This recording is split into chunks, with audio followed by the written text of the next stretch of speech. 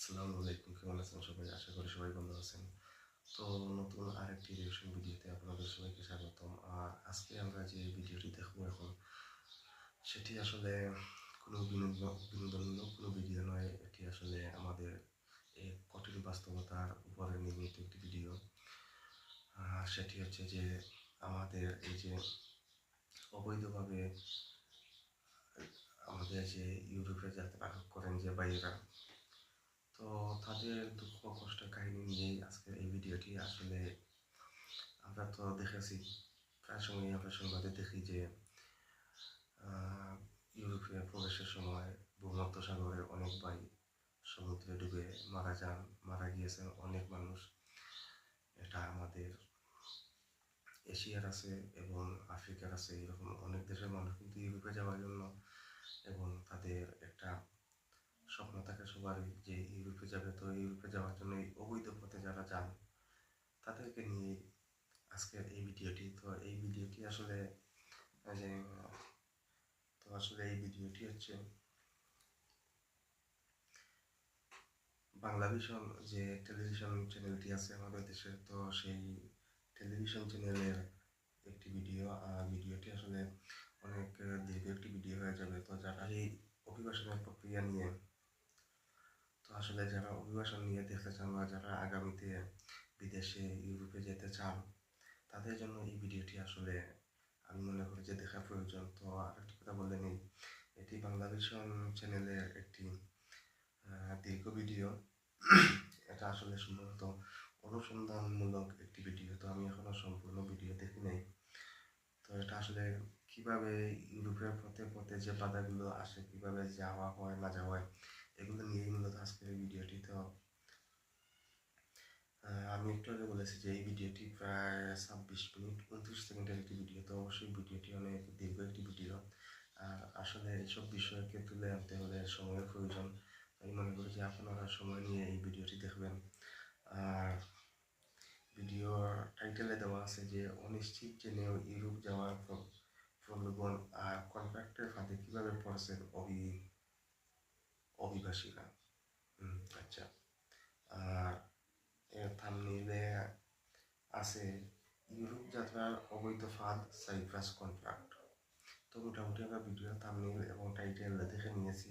আর এটা পাশে দেখতেছি আমি DW, অর্থাৎ যে জার্মান ভিত্তিক টেলিভিশন চ্যানেল আছে ডয়েচে ওয়েলে। তো ডয়েচে ওয়েলের লোকও দেখতে পাচ্ছি। আর অভিবাসনের সংক্রান্ত অনেকগুলো নিউজ কিন্তু ডয়েচে ওয়েলে করেছে, সেখানে আমি কয়েকটি ভিডিও দেখেছি। তো ডয়েচে ওয়েলে সম্ভবত এটি মূল মালিক হবে। তো যাই হোক, আমি এখন বাংলাভিশন নিউজ BB নিউজ 24, অর্থাৎ বাংলাভিশন নিউজ 24-এর চ্যানেল থেকে আমরা এই ভিডিওটি দেখতেছি। তো আমি আসলে মোটামুটি কিছু ভূমিকা দিয়ে দিয়েছি। তো আর কথা না বলে চলুন আমরা মূল ভিডিওর দেখা শুরু করি।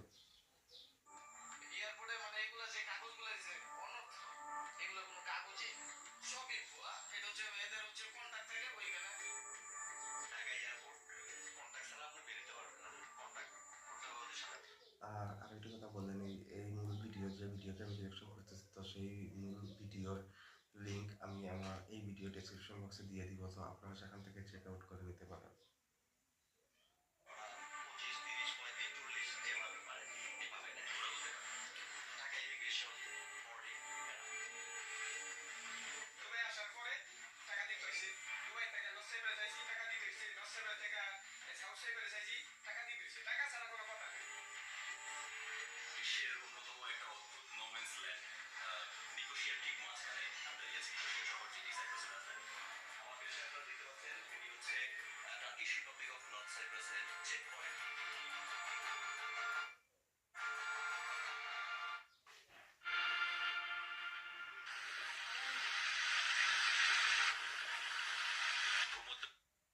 সাগরকে তিন পাশ থেকে ঘিরে রয়েছে তিনটি মহাদেশ, এশিয়া, আফ্রিকা এবং ইউরোপ।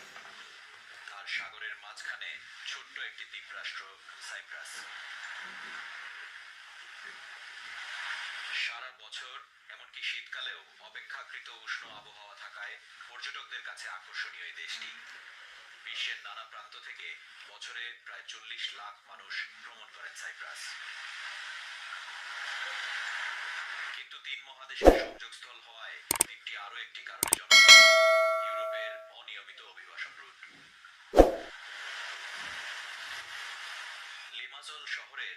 নার্সারিতে কাজ করেন 20-25 জন বাংলাদেশি। তাদের একজন দিদার ব্যাপারী 10 বছর আগে স্টুডেন্ট হিসাবে এসে পরবর্তীতে আশ্রয়ের আবেদন করেন সাইপ্রাসে, কিন্তু সেটি খারিজ হয়ে যাওয়ার পর বাংলাদেশে ফিরে গিয়ে পরবর্তীতে আবার আসেন কাজের অনুমতি নিয়ে। মোটামুটি ভাবে আমরা যেভাবে যে স্যালারি পাই এখন বর্তমানে হাই স্যালারি, যাতে এই স্যালারি হিসাবে থাকা খাওয়া মোটামুটি দেশের চেয়েও ভালো, কিন্তু দেশ তো মাতৃভূমি, তো মাতৃভূমির তুলনা নেই। ভালো আলহামদুলিল্লাহ। অনেকে দালাল বলা যায় যারা মানে ফাঁসের কথা বলে, মিশা কথা বলে মানে আসে, এখানে আনার পরে দেখা যায় বলে যে 2 লাখ 1.5 লাখ 1 লাখ টাকা বেতন হবে, ভালো চাকরি, হ্যাঁ, কিন্তু আসার পরে দেখা যায় ফার্মে দিয়া দেয় আলু খেতে, মানে যেরকম সবজি যেটা ভেজিটেবল এরিয়া ওগুলাই দিয়া দেয়, কষ্টের কাজ, রোদের মধ্যে কাজ করতে হয়। তো বেতন একেবারে নিম্ন লেভেলের বেতন, যেমন 500 ইউরো 400 ইউরো টাকা বেতন। তো খাওয়া দাওয়া করে দেখা গেছে 30,000 35,000 40,000 টাকা পায়। এরপরে মনে করেন এই 35-40,000 টাকা মানে কিছুই না, তো 8-10 লাখ টাকা খরচ করে আইসা এখানে, তো তারা প্রতারিত করে। সাইপ্রাস সম্পর্কে অনেকেরই রয়েছে ভুল ধারণা, আর সেই বিভ্রান্তি কাজে লাগিয়ে লাখ লাখ টাকা হাতিয়ে নেয় মানব পাচারকারী এবং দালালেরা। বাংলাদেশ থেকে শুরু করে সাইপ্রাস পর্যন্ত নানা ধাপে দালালদের সঙ্গে করতে হয় নানা ধরনের কন্ট্রাক্ট। দেখেন, আমি যখন 2016 সালে ওই সাইপ্রাস আইছিলাম, তো আমি কিন্তু জানতাম না যে সাইপ্রাসের ভাগ দুইটা। নাম্বার ওয়ান, আমি জানতাম যে সাইপ্রাস তো সাইপ্রাসে। এখন আমাকে যখন বাংলাদেশ এয়ারপোর্টে আইসা যখন আমার দালাল যখন আমাকে ভিসা দিল, তো ভিসার মধ্যে আমি লেখাই দেখতেছি এইগুলো তো ইংলিশ না, মূলত লেখাটা ইংলিশ টাইপের কিন্তু ইংলিশ না। এখন এগুলো হচ্ছে আমার তুর্কিশ লেখা, এগুলো ট্রান্সলেট করে বাংলা করে আরেকটা পেপার তৈরি করে বাংলাদেশ তারা এই দালালগুলা তৈরি করে, তারপর তারা এয়ারপোর্টের সাথে কিভাবে তারা কন্ট্যাক্ট করে, দেখেন ওই বিষয় জানি না। এখন আমি তো অলরেডি টাকা তো পে করেই ফেলেছি, দালালকে আমি টাকা দিয়েই ফেলেছি, এখন আমি সেই টাকা তো সে আমাকে ব্যাক দিবে না। আর আমি যদি স্বপ্ন নিয়ে আছি যে আমি সাইপ্রাস থেকে আমি ইউরোপে যাই কোনোভাবে আমি ধরে নিব, এখন আমি যদি ব্যাক চলে যাই তাহলে তার হচ্ছে না, আমি টাকা তো আমি পাবোই না। অভিবাসীদের মুখে বারবার যে নর্থ এবং সাউথ সাইপ্রাসের কথা উঠে আসছে, সেগুলো আসলে কি? কয়েক হাজার বছর ধরে ভূমধ্যসাগর পারের নানা জাতির মানুষ এসে বসতি নির্মাণ করেছেন সাইপ্রাসে। গ্রিক, রোমান, পারস্য, মিশরীয়, অটোমান, ব্রিটিশ শাসকদের হাত ধরে অবশেষে সাইপ্রাস স্বাধীন রাষ্ট্রের মর্যাদা পায় 1960 সালে। কিন্তু এর আগে থেকেই জাতিগত দ্বন্দ্বে বিপর্যস্ত ছিল এই দ্বীপ। গ্রিক নাকি তুর্কি, কোন সিপ্রিয়টদের হাতে কেমন ক্ষমতা থাকবে, এ নিয়ে দ্বন্দ্বের এক পর্যায়ে 1974 সালে গ্রিসের তৎকালীন সামরিক জাতি সাইপ্রাসকে গ্রিসের সঙ্গে যুক্ত করতে এক অভ্যুত্থান ঘটায়। এরপর তুরস্ক সামরিক অভিযান চালিয়ে দ্বীপটির 1/3 নিজেদের নিয়ন্ত্রণে নেয়। 48 বছর পর এখনো দ্বীপটি উত্তর এবং দক্ষিণ এই দুই অংশে বিভক্ত। আমার উদ্দেশ্য ছিল, আমি জানতাম যে এখানে দুইটা ভাগ, আমি জানতাম আমার উদ্দেশ্য ছিল এইবারে আসা, আমার কেন ওইটা তো আর ইউরোপের ভিতরে না, এখানে উদ্দেশ্য ছিল এখানে আসছি। পরে আমার সাথে কন্ট্যাক্ট করছি, 2-3 মাসের ভিতরেই ম্যানেজ হয়ে গেছে। কিন্তু মানে যেটা জানতে পারলাম সেটা হচ্ছে এয়ারপোর্টে মানে এগুলো যে কাগজগুলো দিছে অনর্থ, এগুলো কোনো কাগজই না, এটা হচ্ছে ট্রু, এগুলো কোনো কাগজই না। কারণ এগুলো হচ্ছে জাস্ট আমি যাবো যে কি নিয়ে যাবো, জাস্ট একটা ফটোকপি করে দিল এটা নিয়ে যাও, সবই ভুয়া। এটা হচ্ছে এদের হচ্ছে কন্ট্যাক্ট থাকে ওইখানে, সব দেশের সাথে কন্ট্যাক্ট থাকে, মানে সব দেশের সাথে বলতে ওই কিছু সংখ্যক লোকের সাথে কন্ট্যাক্ট থাকে, এরা কিভাবে নিয়ে আসবো এইভাবে কন্ট্যাক্ট করে নিয়ে আসছে। দালালদের একটি চক্র পুরো প্রক্রিয়াটিতে শুরু থেকে শেষ পর্যন্ত জড়িত। শুরুতে নর্থ সাইপ্রাসে অবস্থিত দালালেরা ওয়ার্ক পারমিট জোগাড় করেন। তারপর বাংলাদেশ থেকে আসতে চাওয়া শ্রমিকদের জন্য করা হয় দুবাইয়ের ট্যুরিস্ট বা ভিজিট ভিসা। ঢাকা শাহজালাল আন্তর্জাতিক বিমানবন্দরে ইমিগ্রেশন পেরোনোর সময় যাতে ঝামেলায় পড়তে না হয় সেজন্য করা হয় এয়ারপোর্ট কন্ট্রাক্ট। এরপর শ্রমিকরা আসেন দুবাই এয়ারপোর্টে, সেখানেও দালালদের আরেকটি অংশ আগে থেকেই কন্ট্রাক্ট করে রাখে। ফলে তুরস্কের ইস্তানবুল হয়ে বাংলাদেশি শ্রমিকেরা মোটামুটি বিনা বাধাতেই চলে আসেন নর্থ সাইপ্রাস। কেবল ঢাকা নয়, চট্টগ্রামের শাহ আমানত আন্তর্জাতিক বিমানবন্দরেও এয়ারপোর্ট কন্ট্রাক্ট নিয়ে প্রায়ই ঘটে নানা ঘটনা। এমনই এক ঘটনা দেখুন চট্টগ্রামের একটি স্থানীয় গণমাধ্যমের প্রতিবেদনে।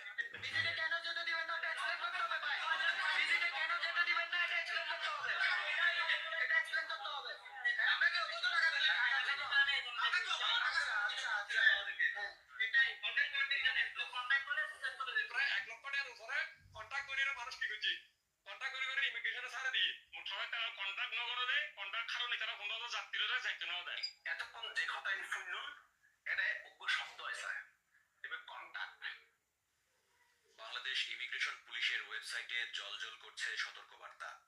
এয়ারপোর্ট কন্ট্রাক্টের নামে কেউ অর্থ দাবি করলে অভিযোগ করার জন্য দেয়া আছে বেশ কয়েকটি ফোন নম্বর। এখানে দেয়া একাধিক নম্বরে বেশ কয়েকবার যোগাযোগ করার পরও ইমিগ্রেশন পুলিশ কর্তৃপক্ষের কেউই ডয়চে ভেলের প্রশ্নের উত্তর দিতে রাজি হননি। ইমেইলে এই ব্যাপারে জানতে চাওয়া হয়েছিল দুবাই পুলিশের কাছেও, সেই ইমেইলেরও আচ্ছা, আসেনি এটা কোনো হচ্ছে উত্তর। মূলত ডয়েচে ভেলে পুলিশের নাকের ডগায় কিভাবে এয়ারপোর্ট অনুসন্ধানের কন্ট্রাক্টের ভিডিও। নামে চলে এইসব কর্মকাণ্ড। ফেসবুকে ঢুকলেই ওয়ার্ক পারমিট বা স্টুডেন্ট ভিসায় সাইপ্রাস নিয়ে যাওয়ার অজস্র বিজ্ঞাপন চোখে পড়ে। ঢাকার বিভিন্ন এজেন্সি কিভাবে সাইপ্রাস নিয়ে যাওয়ার নিশ্চয়তা দেয় শুনুন এই কথোপকথনে। ইন্টারেস্টিং, খুবই ইন্টারেস্টিং।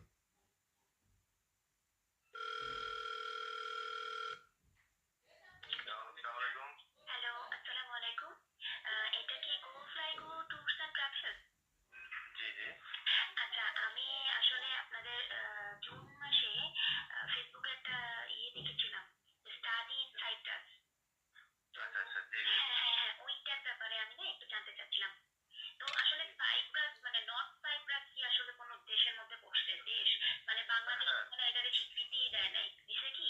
সাংবাদিকরা তো এরকমই বলে শুনি। না না নর্থ সাইপ্রাসটা হলো আসলে এখানে জাস্ট একটা আইল্যান্ড কিন্তু এটা আপনার মাঝখানে ডিভাইডেড হয়ে গেছে ডিভাইডেড হয়ে এক পার্ট পড়ে গেছে নর্থ সাইপ্রাসটা পড়ে গেছে টার্কির আন্ডারে আর সাউথ সাইপ্রাসটা পড়ে গেছে গ্রিসের আন্ডারে আচ্ছা, তো ওইটা কি ওনাদের এটা ভাগাভাগি হওয়ার কারণে এটাতে তুর্কির ভাষা চলে ওইখানে গ্রিস ভাষা চলে আপনার বাট এটা দিয়ে আপনি পার হয়ে গ্রিসেও যেতে পারবেন খুব সহজেই কোনো ঝামেলা হবে না তো? মানে আমি যদি ধরেন নর্থ সাইপ্রাসের ভিসা থাকে নাকি উঠতেই দেয় না প্লেনে, হ্যাঁ? আর ওই যে বাংলাদেশ আর দুবাইয়ের নাকি ঝামেলা করে এয়ারপোর্টে, এখন এইটার জন্যই আসলে একটু খুঁতখুঁতো করতেছে মনটা।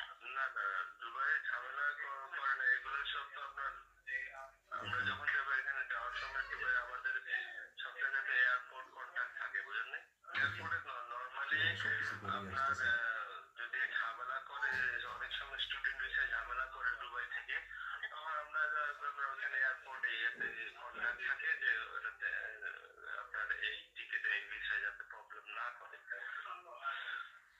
যে উত্তর সাইপ্রাসকে ঘিরে এত কাণ্ড, এবার গন্তব্য সাইপ্রাস সরকারের নিয়ন্ত্রণ না থাকা সেই স্বঘোষিত টার্কিশ রিপাবলিক অফ নর্থ সাইপ্রাসে। পেছনে এখন যা দেখতে পাচ্ছেন বুঝতে পারছেন, বাংলাদেশ সরকারের পক্ষ থেকে বিভিন্নভাবে কিন্তু সতর্কতা দেওয়া হয়েছে যে এয়ারপোর্ট কন্ট্রাক্টের নামে কেউ যদি টাকা দাবি করে বা কেউ যদি টাকা চায় তাহলে তাদেরকে টাকা না দেওয়ার জন্য এবং পুলিশকে অবহিত করার জন্য। কিন্তু আসলে কি কেউ এটা করে? কেউই এটা করে না। এই যে এইভাবে অবৈধভাবে যাওয়ার জন্য কিন্তু আমরা সবাই কিন্তু আসলে উদ্গ্রীব। আমরাই মূলত এইসব কন্ট্রাক্ট দালাল যেভাবে আমাদেরকে বলে আমরা মূলত ওইভাবেই আসলে কাজ করি। কিন্তু কেউ কখনো আসলে এই যে এয়ারপোর্ট কন্ট্রাক্ট এইসব বিষয়ে কেউ মুখ খুলে না। এই যে একটি কথোপকথন আমরা দেখলাম সেখানে তো দেখতেই পাচ্ছেন যে তারা কতটুকু কনফিডেন্সের সাথে কিন্তু বলতেছে যে এটা আসলে কোনো ইস্যুই না, এটা কোনো ব্যাপারই না। তো আসলে এই ধরনের সিস্টেম যদি চালু থাকে আসলে আমার মনে হয় কোনোদিনও এই যে অবৈধ অভিবাসন এগুলো আসলে বন্ধই হবে না। তো যাই হোক, দেখি যে জায়গাটিতে দাঁড়িয়ে আছি সেই জায়গাটি হচ্ছে একটি চেক পয়েন্ট, যেটি আসলে তুরস্ক বা তুরস্ক নিয়ন্ত্রিত যে অংশ আছে নিকোশিয়ার, তারা মনে করেন এটি হচ্ছে একটি সীমান্ত এবং North Turkish Republic of North Cyprus নামে যেটিকে উল্লেখ করা হয় সেটি হচ্ছে কেবলমাত্র তুরস্কই সেটিকে স্বীকৃতি দিয়ে থাকে।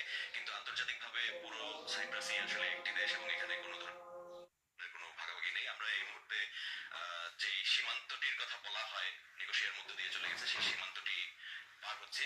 এবং একটু আমি যদি এইদিকে দেখাই, আমরা যে চেক পয়েন্টটা এই মুহূর্তে পার হয়ে এসেছি, এই যে ঘরটি দেখতে পাচ্ছেন, সেই ঘরটিতেই মূলত এই পাশ থেকে যারা ওই পাশে যেতে চান তাদের কাগজপত্র পরীক্ষা নিরীক্ষা করা হয়। এবং আমাদের আসলে খুব বেশি সময় লাগেনি, বলতে গেলে কিছুই লাগেনি। আমরা শুধুমাত্র আমাদের পাসপোর্ট দেখিয়েছি এবং আমাদের আইডি কার্ড, সেই কার্ডটি দেখিয়েছি, এবং আমরা এখন এই চেক পয়েন্টটি পার হচ্ছি।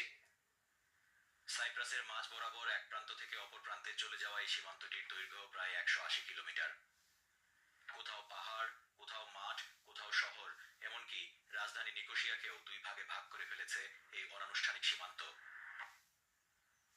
নিকোশিয়ার একমাত্র আন্তর্জাতিক বিমানবন্দরটিও এখন জাতিসংঘ নিয়ন্ত্রিত বাফার জোনে অবস্থিত। আমার মনে হয় আমরা যে চেক পয়েন্টটি পার হয়ে এসেছি, সেই চেক পয়েন্টটিতে আসলে আমাদেরকে অনুমতি দেওয়া হয়েছে, কিন্তু পিছনে যে Turkish Republic of North Cyprus আছে সেখানে আমাদের অনুমতি নাও দেওয়া হতে পারে। কিন্তু তারপর আমরা আমাদের সঙ্গে কিছুক্ষণ পরেই টার্কিশ রিপাবলিক অফ নর্থ সাইপ্রাসের একজন কর্মকর্তা আমাদের সঙ্গে যোগ দিবেন, এবং সেখানে আমরা তার সঙ্গেও কথা বলবো। আমরা নানা ধরনের অনেক কিছু ঘুরে দেখবো এবং আপনাদের দেখানোর চেষ্টা করব। নিকোশিয়ার তুর্কি নিয়ন্ত্রিত অংশে অবস্থিত জুমহুরিয়ত ময়দানি বা প্রজাতন্ত্র চত্বর, আর চত্বরের ঠিক মাঝখানে তুর্কি প্রজাতন্ত্রের জনক কামাল আতাতুর্কের ভাস্কর্যের পাশে নর্থ সাইপ্রাসের পতাকার পাশাপাশি উড়ছে তুরস্কের পতাকাও। সাইপ্রাসের দক্ষিণ অংশে যেমন প্রায়শই সাইপ্রাসের পতাকার পাশাপাশি গ্রিসের পতাকার দেখা মেলে, উত্তর সাইপ্রাসে তার চেয়েও বেশি চোখে পড়ে তুরস্কের প্রভাব। তাইলে এখানে আসলে একটা জিনিস লক্ষণীয়, সেটি হচ্ছে যে সাইপ্রাস কিন্তু দুই ভাগে বিভক্ত। একটা পাশ সম্ভবত গ্রিস নিয়ন্ত্রণ করতেছে, একটা পাশ তুর্কি নিয়ন্ত্রণ করতেছে। তো এখানে তুর্কি যে অংশটা নিয়ন্ত্রণ করতেছে সেটা সম্ভবত মানে আমাদের বাংলাদেশ সরকারও কিন্তু এর দেয় নাই, মানে আনুষ্ঠানিকভাবে স্বীকৃতি দেয় নাই। আর যার কারণে আসলে এই যে এয়ারপোর্টে গেলে যে সমস্যাটা হয়, এটা মূলত এই কারণেই কিন্তু হয়। কিন্তু এটা আসলে সবার মানে আমাদের যারা বিদেশ যেতে আগ্রহী, সাইপ্রাস হয়ে ইউরোপের অন্যান্য দেশে প্রবেশ করতে আগ্রহী, তারা কিন্তু আসলে এটা মানতে চান না। তো এখানে আসলে খুবই স্পষ্টভাবে আমি আসলে এই জিনিসটা আপনাদেরকে বুঝিয়ে দিচ্ছি, সেটি হচ্ছে সাইপ্রাস দুই ভাগে বিভক্ত। গ্রিস নিয়ন্ত্রিত যে অংশটি আছে সেটি কিন্তু সম্ভবত বাংলাদেশ সরকারও ওই অংশকে স্বীকৃতি দিয়েছে। আর তুর্কি নিয়ন্ত্রিত যে অংশটি আছে সেটাতে মানে এখনো স্বীকৃতি দেয় নাই, এবং বিশ্বের সম্ভবত অনেক দেশই এই অংশটিকে এখনো স্বীকৃতি দেয় নাই, যার কারণে আসলে এখানে যেতে এয়ারপোর্টে সমস্যা করে। 1974 সালে সাইপ্রাসে তুর্কি বাহিনীর আগ্রাসনের 9 বছর পর 1983 সালে স্বাধীনতা ঘোষণা করে নর্থ সাইপ্রাস। তুরস্ক ছাড়া নর্থ সাইপ্রাসকে স্বীকৃতি দিয়েছিল আরো দুটি দেশ, এর একটি পাকিস্তান, অন্যটি বাংলাদেশ। কিন্তু 1983 সালে জাতিসংঘের নর্থ সাইপ্রাসের স্বাধীনতাকে অবৈধ ঘোষণা করে প্রস্তাবনা পাশ হলে বাংলাদেশ এবং পাকিস্তান দ্রুতই সেই স্বীকৃতি প্রত্যাহার করে নেয়। পরবর্তী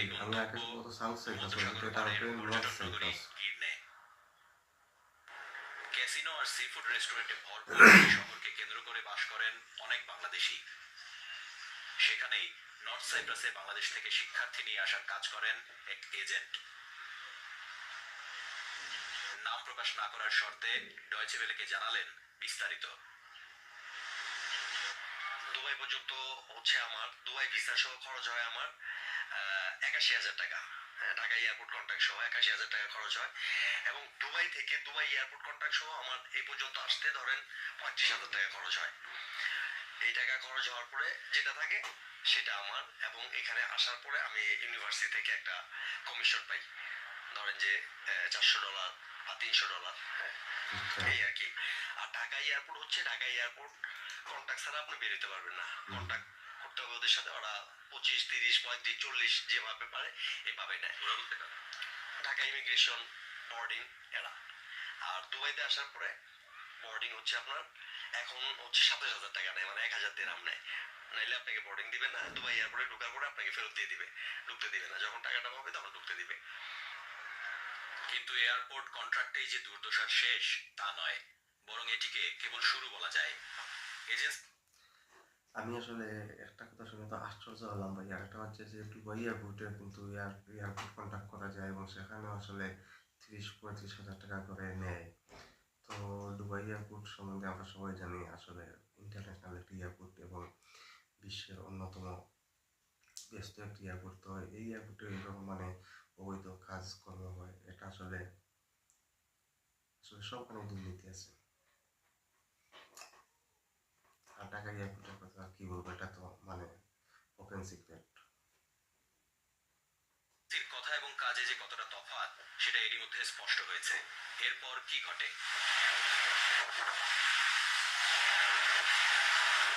যখন হচ্ছে আপনি কোনো এজেন্টের মাধ্যমে আসবেন, তখন দেখা গেছে যে এজেন্ট আপনার সাথে বলবে যে 6 লাখ বা 7 লাখ টাকা লাগবে, হ্যাঁ ইউরোপে যাবা তুমি, হ্যাঁ 90,000 টাকা বেতন পাবা। তখন তো সে ভাবে যে হ্যাঁ ইউরোপে গেলে 90,000 টাকা বেতন পাবো। তখন হচ্ছে এজেন্ট হচ্ছে আপনার এই 6 লাখ বা 7 লাখ বা 8 লাখ টাকা যে যেভাবে নিতে পারে নেয়। নেওয়ার পরে এজেন্টরা হচ্ছে আমাদের সাথে কন্ট্যাক্ট করে। আসার পরে দেখা গেছে যে এজেন্ট তো মানে ওই স্টুডেন্টে বলছে যে তুমি ওখানে গেলে এত টাকা বেতন পাবা, এই করবা সেই করবা। যখন আমি স্টুডেন্টটাকে রিসিভ করি, রিসিভ করার পরে যখন স্টুডেন্টের রেজিস্ট্রেশন সব করে দেই, তারপর ওরা এখানে হাটে ঘুরে সবার সাথে কথা টথা বলে, বলার পরে দেখে যে আসলে বিষয়টা এরকম না, 30 থেকে 35 হাজার টাকা বেতন। তখন ওরা নর্মালি হোপলেস হয়ে যায়। হোপলেস হওয়ার পরে তখন দেখা গেছে ওরা ওই পাশে যাওয়ার চেষ্টা করে, সাউথ সাইপ্রাস যাওয়ার চেষ্টা করে, যে ওখানে হচ্ছে গিয়ে ওরা হচ্ছে 1 লাখ বা 1.5 লাখ টাকা salary পাবে। তখন হচ্ছে ওরা মনে করেন যে এই যে পাকিস্তানিরা হচ্ছে এখানে এই গেম গুলা করে, ওরা এখানে 300 ইউরো বা 350 ইউরো দিয়ে গেম করে ওরা ওই পাশে চলে যায়। চলে যাওয়ার পরে ওই পাশে ওরা কিছুই করতে পারে না, 1.5 লাখ 2 লাখ কিচ্ছু না, 50,000 টাকাও ইনকাম করতে পারে না। তারপরে জীবনটা এরকম করেই একটা স্টুডেন্ট শেষ হয়ে যায়। বুঝতে পারছেন তাহলে বিড়ালটা কিভাবে বেরিয়ে বাংলাদেশ আসছে। থেকে শিক্ষার্থী বা শ্রমিকদের অনেকেরই নর্থ সাইপ্রাসে আসার মূল উদ্দেশ্য থাকে দ্বীপের দক্ষিণে যাওয়ার, আর তাদের সেই উদ্দেশ্য পূরণে থাকে আরেকটি নেটওয়ার্ক। আকাশ থেকে দেখলেই বোঝা যায় কিছু কিছু জায়গায় গ্রিন জোন বা বাফার জোন এতটাই সংকীর্ণ যে চাইলে সেটা দৌড়েই বেরোনো যায়। 180 কিলোমিটার দীর্ঘ এই সীমান্ত সমান মনোযোগ দিয়ে পাহারা দেয়া অনেক ক্ষেত্রেই জাতিসংঘ বাহিনীর পক্ষে সম্ভব হয় না। আর রাতের অন্ধকারে সেই সুযোগ কাজে লাগায় পাচারকারীরা। নর্থ সাইপ্রাসের এক বাংলাদেশি অভিবাসী ডয়চে ভেলেকে দেখালেন পাচারকারীদের সেই রুট। এই রুটটি আর্জেন্টিনার কয়ে হয়ে মানে ইয়েতে যায়, গ্রিসেভাস হয়ে। রাস্তা মানে এখানে একটা মসজিদ আছে, রাস্তা মেন রাস্তা আছে এটা, এটা একদম সোজা ইয়েতে চলে গেছে। একটা গ্রাম আছে, মানে আপনি এটা ধরতে পারেন যে এইখান থেকে হয়তো হাঁটাবে, এই যে বড় এটা আর কি, এই যে এইগুলো বড় এটা আর কি, দেখছেন এই যে তার কাটা দেখছে না, এই তার কাটাটা এই যে বড়, এটা দিয়ে এটা যে মানুষকে টপকে হারা যেতে পারে, এটা মানুষকে টপকে। এইগুলো পাচারকারী সে দেখাইতেছে আসলে যে কিভাবে কোন পথে মানে রাতের অন্ধকারে মানুষকে নর্থ থেকে সাউথে পাচার করে, এটা দেখাইতেছে।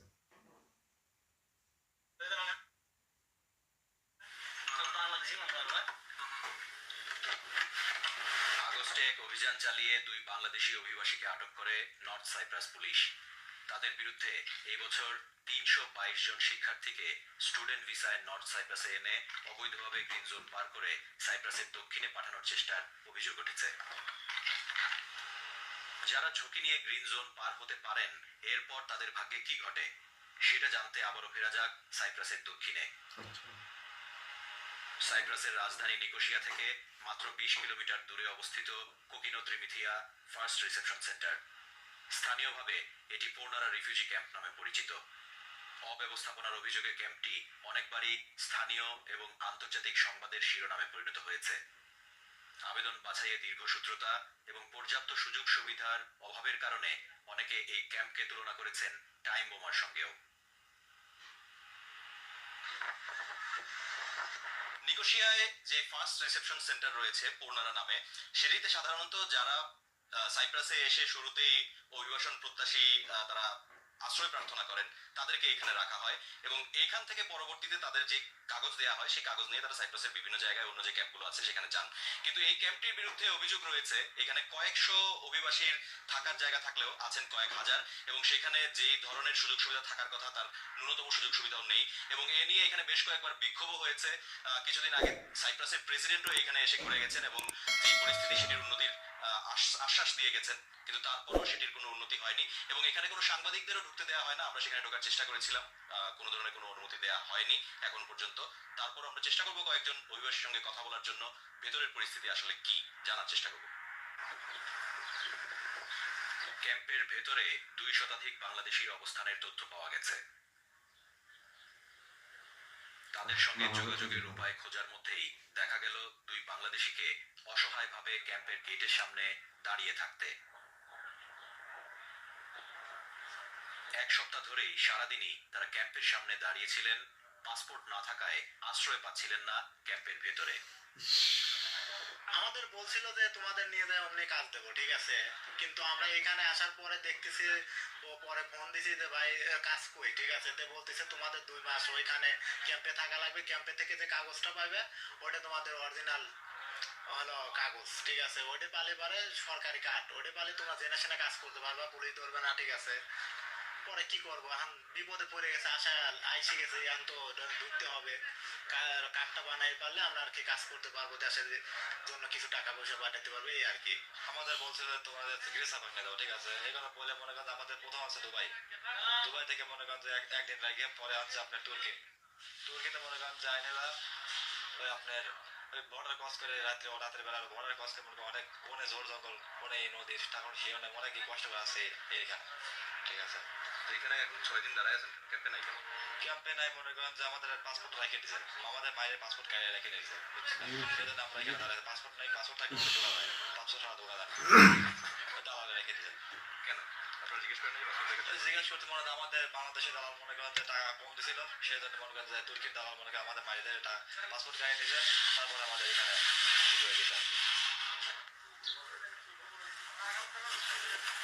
ক্যাম্পের চারপাশ জুড়ে কড়া নিরাপত্তা, কিন্তু বজ্র আঁটুনি ফসকা গেরোর মতোই চাইলেই আশ্রয় প্রার্থীরা ঢুকতে বা বের হতে পারেন। সেই সুযোগ নিয়ে বাইরে এলেন ক্যাম্পের কয়েকজন বাংলাদেশি বাসিন্দা। এদের একজন জানালেন নিজের যাত্রাপথের গল্প। আমার তো কোনো বিষয়ই নেই এই দেশে, আমার এই দেশের বিষয়ের কথা বললাম, নর্থ সাইফের আছে আমার আইনা ফালাই দিছে, ওই পর্যন্তই অশেষ, ওই পর্যন্ত আমার ভিসা ছিল। পরে যখন আমার বর্ডার ক্রস করছে তখন আমার কোনো কাগজপত্র ছিল না, কোনো ভিসা ছিল না। এই পুরো যে দালাল, বিভিন্ন জায়গায় তো বিভিন্ন দালাল, তো সেখানে এরা সবাই কি বাংলাদেশি? হ্যাঁ, আমাদের যারা আনে সবাই বাংলাদেশি। ওরা যখন মূলত আনে প্রথম আনে দুবাইয়ের পরে এই জায়গায় একটা ভিসা করে, ওয়ার্ক পারমিট হোক স্টুডেন্ট ভিসা করার পরে ওই পরে আনার পরে একটা মানুষের সাথে যে খারাপ ব্যবহারগুলি করে, আইনে কোনো কথা নেই, গাইতে নামা লাত্তিটা রুমের ভিতরে ঢুকায় টাকাতে, লগে তো টাকা নেই, টাকা তো দালালে দিয়া দিছি, আর লাত্তি মাইট গুতা শুরু করে দেয়। মনে করেন সব জায়গায় এরকম টাকা দিতে হয়, দুবাই আসার পরে টাকা দিতে হয়েছে, দুবাই থেকে নর্থ সাইপ্রাস চাইছি টাকা দিতে হয়েছে, নর্থ সাইপ্রাস থেকে সাউথ সাইপ্রাস চাইছি টাকা দিতে হয়েছে, টাকা ছাড়া কোনো কথা নাই। এখানে যে প্রসেস, এই প্রসেসগুলি অন্যদের মতন আমারও মাইনা নিতে হইব, উকিল ধরতে হইব। এখান থেকে এনি হাও মনে করেন চেষ্টা করলে আমি বাইরে কোনো দেশে যেতে পারবো না, কারণ দেশটা একটা দ্বীপের মাঝখানে পড়ে গেছে। যদি অন্য কোনো দেশে যেতে চাই তাহলে জীবনের রিস্ক নিয়ে যেতে হইব, যে রিস্ক নিয়ে একবার এই দেশে আইছি দ্বিতীয় কোনো রিস্ক নিয়ে জীবন দাঁড়াইতে চাই না। আশ্রয় আবেদন প্রত্যাখ্যান হওয়ার পর পুলিশের হাত থেকে বাঁচতে নিকোশিয়ার এই বিশেষ আদালতের দ্বারস্থ হন আশ্রয় প্রার্থীরা। নিকোশিয়ার এই ইন্টারন্যাশনাল প্রোটেকশন অ্যাডমিনিস্ট্রেটিভ কোর্টে এসে উকিলের কাগজ নিয়ে নিয়মিতই হাজিরা দিতে হয় তাদের। ডেট প্রায় শেষ, হ্যাঁ, উকিল তো ডেট দেয়নি, এখন এই নোটিফিকেশনটা এখানে এসেছে, এই নোটিফিকেশনটা নিলে পরে আমি অয়েল পারে জমা দিতে পারবো, অয়েল পারে জমা দিলে সরকার কিছু টাকা দেয়, 261 টাকা দেয়, ওই দিয়ে টাকা চলাফেরা করি। কাজ করতেছেন না? কাজ কাম হয় মাঝে সাথে, একদিন হয় কাজ নাই, আর বয়স্ক মানুষের তো কাজ নেয় না কেউ। কি করবেন তাইলে, মানে এইভাবে আর কতদিন ইয়ে করবেন? এখন দেশে তো দিনা পাওয়ানো আছে, এই জন্যই তো যেতে পারছি না, দিনাটা শোধ হয়ে গেলে চলে যাবো। সে কি টাকা পাঠাইতে পারতেছে? টাকা কোন পাবো, ভাই এই বাইকে দেখে সত্যি আমার খুবই টাকা কষ্ট পয়সা লাগতেছে। নাকি ওই অল্প ব্যস্ত হয়, কোন মাসে হয় কাজ হয়, কোন মাসে হয় না। বসবাসের জন্য নিরাপদ দেশ হিসেবে 2020 সালে 21টি দেশকে চিহ্নিত করে সাইপ্রাস, এর মধ্যে একটি বাংলাদেশ। ফলে প্রায় প্রতিটি ক্ষেত্রেই শরণার্থী হিসেবে বাংলাদেশিদের আশ্রয় আবেদন প্রত্যাখ্যান হয়। জাতিসংঘের শরণার্থী বিষয়ক সংস্থা UNHCR এর তথ্য অনুযায়ী 2002 থেকে 2021 সাল পর্যন্ত 20 বছরে সাইপ্রাসে আশ্রয়ের আবেদন করেছেন 13,659 জন বাংলাদেশি। এর মধ্যে শরণার্থীর স্বীকৃতি পেয়েছেন মাত্র 55 জন। আশ্রয় আবেদন ফলে করেছেন সাইপ্রাসে থাকতে 13,000-এর মরিয়া উপরে। অনেক অভিবাসী এই আশ্রয় শিবিরে আশ্রয়ে আবেদন করেছেন 13,000-এর উপরে, আর স্বীকৃতি পেয়েছেন মাত্র 55 জন। তো বুঝতেই পারতেছেন এই স্বীকৃতি পাওয়ার রেশিওটা কতটুকু।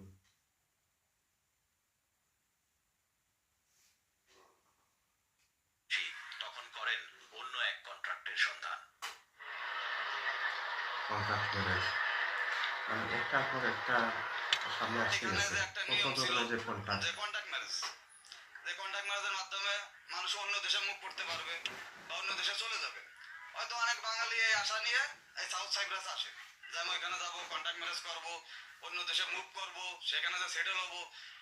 কিন্তু বর্তমানে এই 1 বছর সে কন্ট্যাক্ট ম্যারেজের লটাও বন্ধ করেছে এই দেশের গভর্নমেন্ট। ইউরোপীয় ইউনিয়নের আইন অনুযায়ী কোনো সদস্য রাষ্ট্রের নাগরিককে কেউ বিয়ে করলে তাকেও কাজ এবং স্থায়ী বসবাসের অনুমতি সহ নানা সুবিধা দেওয়ার বাধ্যবাধকতা রয়েছে। আর সেই সুযোগ কাজে লাগিয়ে সাইপ্রাসে গড়ে উঠেছে আরেকটি দালাল চক্র। মূলত পূর্ব ইউরোপের অপেক্ষাকৃত দরিদ্র দেশগুলো থেকে টাকার বিনিময়ে নারীদের নিয়ে এসে ভুয়া বিয়ের কাগজ দেখানো হয়। একবার বসবাসের অনুমতি পেয়ে গেলে ইউরোপের অন্য দেশে চলে যান সাইপ্রাসের অভিবাসীরা। সম্প্রতি কন্ট্রাক্ট ম্যারেজের জন্য সাইপ্রাসে আসা 11 রোমানিয়ান নারীকে লার্নাকা বিমানবন্দর থেকে গ্রেপ্তার করে দেশটির পুলিশ। এই সাইপ্রাসে আপনার যারা অ্যাসাইলাম শিকার আছে তাদের বৈধ হওয়ার পথ কিন্তু একটাই, যে বিয়ে করা। এখন এই বিয়ের যে আপনি করবেন, আপনি মেয়ে পাবেন কোথায়? এখন এই লাইনেও দালাল আছে। সে কি করবে? হঠাৎ করে দেখবেন যে একজন দালাল হয়েছে, 5-6 জনের কাজ করাই দিচ্ছে, বিয়ে পড়াই দিচ্ছে, খুব ভালো পেপার পাইছে, অলরেডি ওরা চলে গেছে ইউরোপের দিকে। তারপরে যখন সব মানুষ ঝুঁকবে তার দিকে, ঝোঁকার পরে সে কি করবে? 20-25 জন, 50 জন, 100 জনের টাকা হাতে নিয়ে উদাও। এখন এমনই একজন দালালের খপ্পরে পড়ছি আমি, তার নাম হচ্ছে কুমিল্লা চুয়ারা বাজারের সাথে মাটিয়াপাড়া গ্রাম, তার নাম হচ্ছে সোহেল। এই অভিবাসী যার বিরুদ্ধে অভিযোগ করেছেন সেই সোহেলকে তার 2 সহযোগী সহ সম্প্রতি কুমিল্লা থেকে আটক করেছে র্যাব।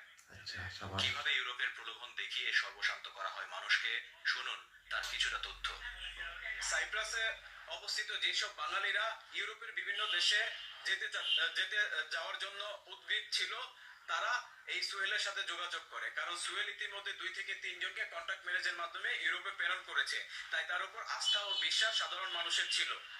এই আস্থা ও বিশ্বাসকে অবলম্বন করে 50 থেকে 60 জন ভুক্তভোগী ইতিমধ্যে সুহেলকে আনুমানিক গড় হারে 7.5 থেকে 8 লক্ষ টাকা প্রদান করে ইউরোপের বিভিন্ন দেশে যাওয়ার জন্য।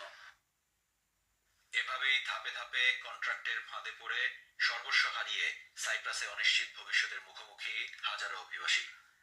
ইউরোপে এসেও তাদের আর আশা হয় না ইউরোপে।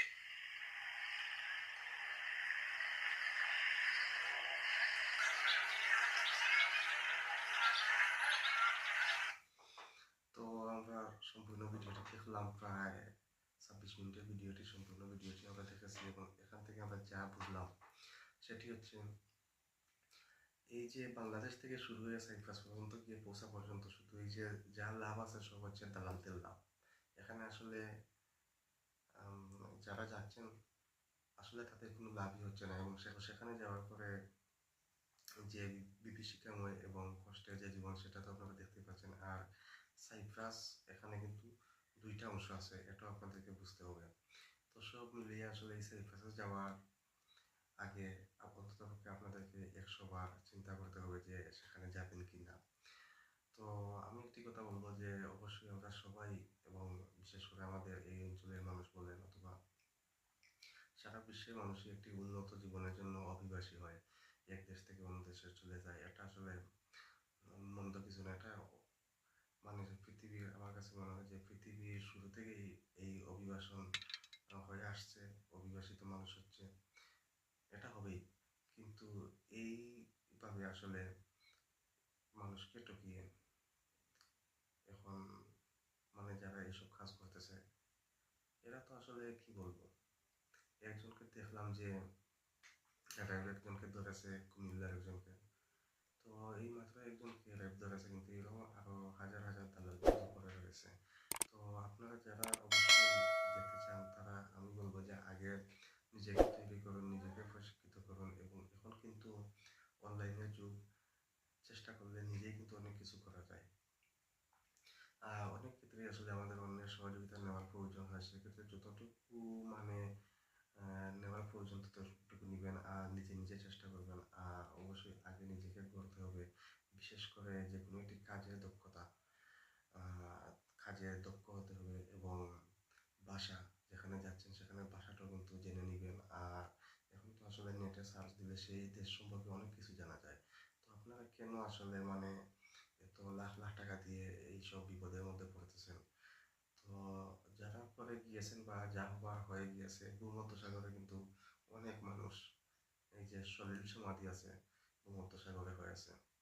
তো এখন আসলে এত আধুনিক একটি যুগে এসে আসলে আপনাদেরকে আমাদের সবাইকে কিন্তু আরো আধুনিক হতে হবে, এবং আমাদের তথ্য প্রযুক্তি সম্পর্কে আরো বেশি এগিয়ে যেতে হবে। আর এইসব দালালদের খপ্পরে পড়ার আগে অবশ্যই অনেকবার চিন্তা করতে হবে। তো আমি আশা করি আপনারা যারা অভিবাসী হতে চান তারা অবশ্যই সব কিছু বিবেচনা করে খোঁজখবর নিয়ে তারপরে অবশ্যই যাবেন। আর অবৈধভাবে না যাওয়ার চেষ্টা করবেন। অবৈধভাবে গিয়ে আসলে লাইফে সফল হওয়াটা অনেক কঠিন হয়ে পড়ে, সেটা আমি দেখেছি। আমাদের যেহেতু আমার বাড়ি সিলেটে, আর সিলেটে হওয়ার কারণে কিন্তু আমাদের এখানে কিন্তু মূলত প্রবাসী বেশি হওয়ার কারণে আমরা কিন্তু আসলে সব ধরনের ঘটনা কিন্তু দেখি। তো আমি বলবো যে আসলে খুব দেখে শুনে বুঝে আপনারা এইসব করতে ভালো লাগবেন।